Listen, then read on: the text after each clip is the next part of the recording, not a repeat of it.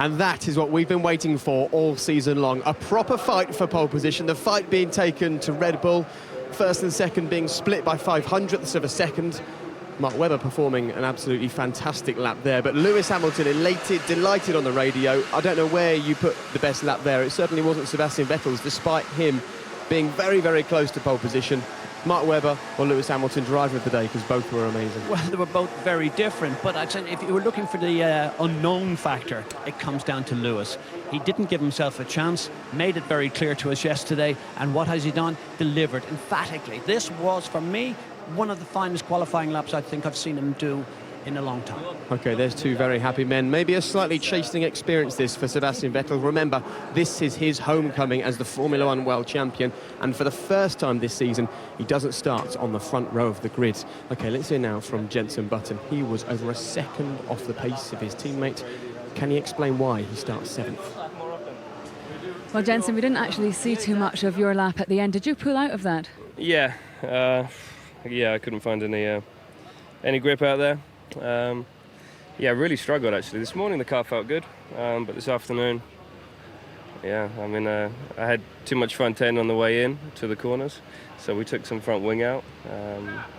Basically it gave me understeer and didn't help the rear of the car, so yeah, very strange that we can't find the grip out there, so to be down in 7th is very surprising. Also to be, I think it's something like 1.1 seconds behind Lewis, so something's not quite right. Will you be doing a bit of a rain dance tonight? Would that help your cause tomorrow? Obviously, we've seen how good you are in the wet. Yeah, I mean, we need to do something because the pace isn't there. And the frustrating thing is it was this morning. Car felt good. So, yeah, I don't know where it's gone. That is a very disappointed driver, and we'll find out what's going to happen with the weather tomorrow, of course. Remember what happened earlier this year when it rained. Jenson Button managed to grab himself a stunning victory, and we're joined by another British driver now, Paul di Resta, who couldn't quite make it through to Q3. Only the third time this season that your teammate has managed to get ahead of you in terms of Saturday qualifying. How was that session for you? Difficult, very difficult. We didn't improve enough from practice this morning into qualifying, and just generally lacking just grip all round. Not any individual balance problem, not a mistake. Just genuinely, just gradual loss of time over the lap. Just talk us through this as we ride on board with you, if you can, Paul. Yeah, just head into the tight complex of the first sector, and as you can see, I did get to the apex and everything. This is quite a tricky corner, a lot in the exit, and you have to get very close to the exit curb. You're now leading into the sector, which I hadn't driven until this weekend. So over the course of the weekend, I've been trying to build myself up, get more confident on the brakes, and really just to maximise it as much as possible. But clearly, Adrian's shown that the car has a bit more potential this weekend. These new upgrades that you've brought here, and indeed your own showing at Silverstone, must give you a lot of great hope for the future with this car. Definitely, the car, yesterday I was very happy with the car. We didn't make much changes overnight. The temperature has changed, the wind's increased, but we did make a few things, but nothing that you would expect to make such a difference, and I clearly just wasn't happy today, and all the debriefs that we've done have shown that. OK, so this is your fastest lap. This was the lap that meant you start 12th for the Grand Prix. Let's turn our attention towards the race. We saw a little bit of a collision in Monaco, some frustration there, a penalty and a bit of frustration as well in Canada, and you didn't quite have the race that you would have hoped at Silverstone. What can you do, what can the team do to try and have the perfect day on the Sunday? Because 2 weeks ago we saw the perfect day on the Saturday for you. Well, one thing I will say, we have compromised a little bit for the race tomorrow, Okay. given our race performance recently. That was the direction we've took in my chassis. So hopefully, what's hampered us today. Your decision was I'll that? go back. It was a bit of a team and engineer decision, and it did help in the long run yesterday. It was very strong, so I would hope that carries over. But we're still in a good position. We're 12th. We're very close to the points, and it is a long race. As we've saw, different strategies can make a big difference here, and with the weather not being quite as straightforward as it probably looks at the moment. How big an issue is it with yourself and Sauber? You're all fighting for that all-important 5th place. Is that your real focus now? It is, definitely. The team came in with ambitions. We've got to beat our opposition, and our opposition is in the midfield. And I think it's probably closer than it is up front for all the top guys. But it's a fight. But the thing is, you're in the middle of the pack, so you have to keep your eyes on the front. Equally, you have to keep the eyes behind. And there's plenty to be watching. Equally on the pit wall and as a driver. OK, good luck tomorrow. We'll be watching your progress with interest. Thanks very much, Paul. So Paul starts 12th on the grid for tomorrow. Nico Rosberg, one of the German contingent here, he starts 6th. Let's hear from him. Hello. Nico, 6th place start for tomorrow. How do you feel about that?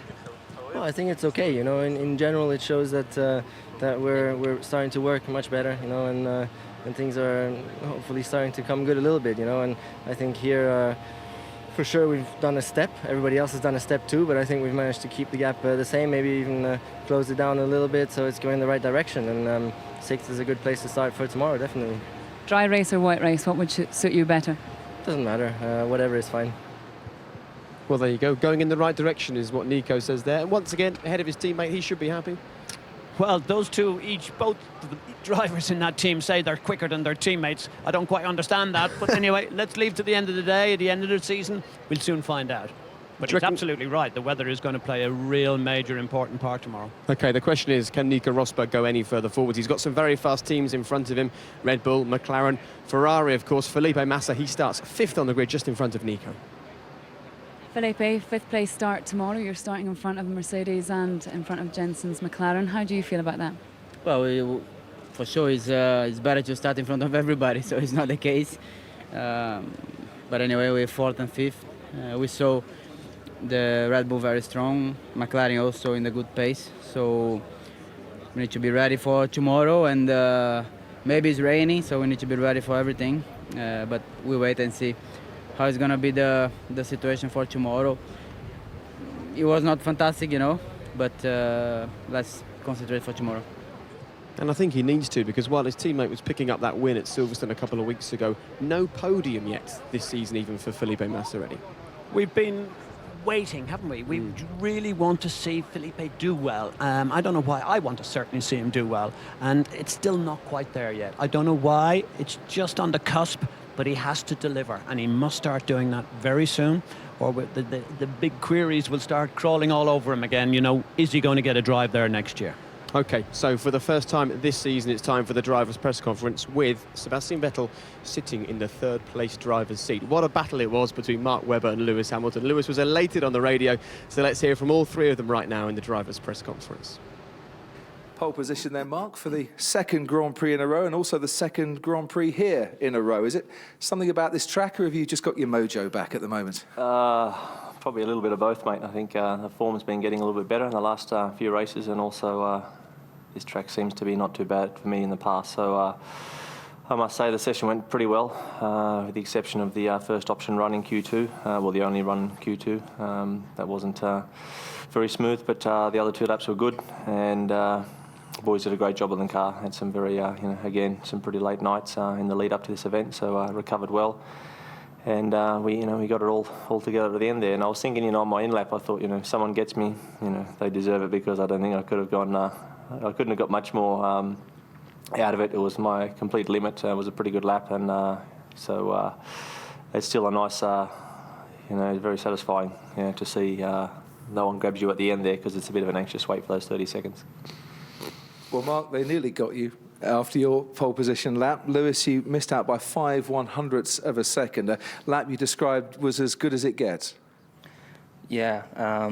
First of all, just a huge congratulations to my team. Fantastic effort. We've had some new upgrades this weekend, and throughout the weekend and throughout the week, a constant push to bring updates and to improve some of our engine modes, which have obviously helped massively. And I definitely underestimated how good the car would be when we went to light fuel, but it felt fantastic, and the lap was just beautifully flowing. And I honestly can't. It was one of the happiest and most comforting laps I've ever had. It felt just incredible. So I can't. We're not far from them. So it's a good step for us. Sebastian, 2 drivers alongside you here that are both smiling, but for you, the first time in 15 Grand Prix that you haven't been on the front row. So how much of a disappointment is 3rd? Well, it's not really a disappointment. Obviously, I would like to, be a bit further up, but I think it was a tough session. All in all, I think we had a very good recovery yesterday. I didn't really find my way. I didn't really find the balance with the car. This morning, I think it was much better. Through qualifying here and there, maybe we should have been a little bit quicker, but all in all, I think, there wasn't much missing to Lewis and to Mark. So, a little bit here and there. But as I said, the most important is that I have a much better feeling for the car today, and looking forward to tomorrow. I guess yeah, if it's dry, we have a very good chance, but, you know, might not be the case, so we'll see. Yes, we're here in the Eiffel Forest, amongst the mountains, the hills. It has its own microclimate here. The question is, what will the weather do? And can Mark Webber, for the first time in 4 pole positions, turn pole position into a win? Well, we'll get our answer tomorrow afternoon. Lewis Hamilton will be fighting him down into that first corner, with Sebastian Vettel starting 3rd. Then the 2 Ferraris, Felipe Massa and Fernando Alonso, and Michael Schumacher just scraping into the top 10 there for qualifying today. So plenty for the German fans to be excited about, but it wasn't the result at the front that they were after. David, we've had a bit of a debate down here. You enjoyed that from the commentary box. Mark Webber or Lewis Hamilton for the lap of the day? What do you think? Well, I think you've got to go with Lewis, because where he's come from, you know, he's had such a variation this year in performance of that car that he's just had a little feel that the car's underneath him, and then he's able to raise his game and deliver. And he was mighty in this first sector, pulling a spike of 5G under braking, absolutely aces his apex and makes full use of all the mechanical grip that the McLaren car was able to give him. And that was the key to the lap, that he was so quick in this first sector, because he was actually almost 3/10 slower in the middle sector. And here we go. I think what has to be understood here is when you put in place what Lewis did and how he qualified at Silverstone, mirror image against what we're looking at here, the turnaround has been awesome. And McLaren keep doing this, don't they? They're confusing us as to where the competitive urge in this particular car is. Well, I think the key is they're confused themselves, because if they knew exactly what unleashed the performance in Australia and what unleashed the performance here, then they would just be doing more of that. I think just a combination of things have come together here. Absolutely flat through that chicane at the top of the hill, up towards turn 10. And his remarks at the end, you know it's euphoric. He's absolutely elated. He just can't believe he's just hooked up with a perfect lap. And he delivered the perfect lap. Yeah, and the gap between himself and Jensen, I think, tells the story. I had a quick chat with Jensen as he walked back to the McLaren Communication Centre, and he said, I just didn't have the grip and balance I had in the morning. So whatever it is that's unleashed that potential in Lewis's car seems to have gone the opposite direction on Jensen's. Well, congratulations to Lewis Hamilton. Of all the races to choose to do an investigation into why they're slow, hey, Eddie?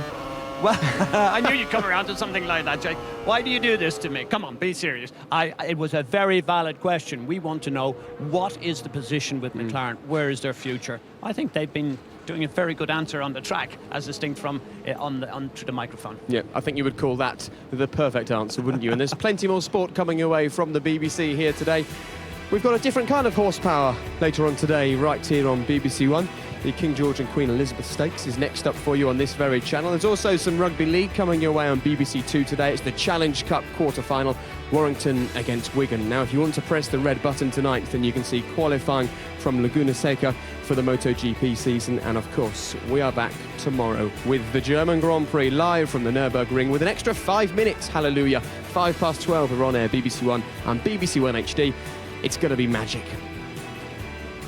So we have 3 cars. Very easy. So we have 2 10 of hearts. Yeah. Oh. And we have 1 ace of hearts. Okay. So the ace of hearts is here. What happens if I go down with ace of hearts? It's down. No, it's the 10. And even the magician couldn't finish above 4th today in the shoot for pole position. Find out a bit more about Fernando Alonso tomorrow and Mark Webber. And Red Bull, they've dominated in qualifying and then struggled in race pace. This is going to be really interesting tomorrow, Eddie.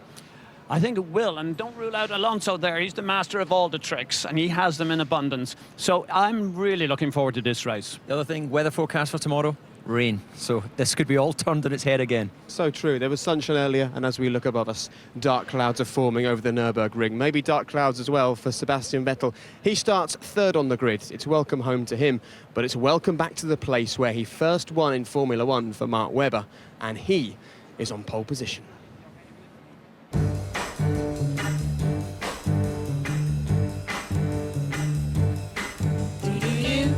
I'm coming home, baby, now. I'm coming home now, right away. I'm coming home, baby, now. I'm sorry now I ever went away. Every night and day I go and stay. I'm coming home, baby. Come on home. Coming home, baby, now. You know I'm waiting here for you. I'm coming home now.